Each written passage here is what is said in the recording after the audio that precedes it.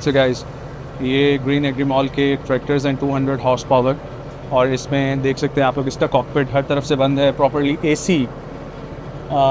ये यहाँ पर म्यूज़िक सिस्टम भी, डिफरेंट बटन्स, ये सनरूफ, ये देखें ना, ये सनरूफ भी दिया हुआ है यहाँ पे।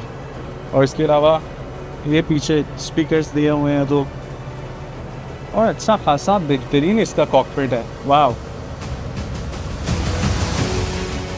सो जो अभी हम लोग आपको ट्रैक्टर्स दिखा रहे थे जिसके हमने सैर की है वो है 200 हॉर्स पावर, और ये मेरे पीछे जो मौजूद है ये है 110 horse power. Same zone line company, Chinese import है, और तमाम तर फंक्शन इसके अंदर वही है, लेकिन ये मिनी ट्रैक्टर है और इसका कॉकपिट वो एरिया उस तरीके से नहीं है। दिस इज़ नॉन एसी, ठीक है।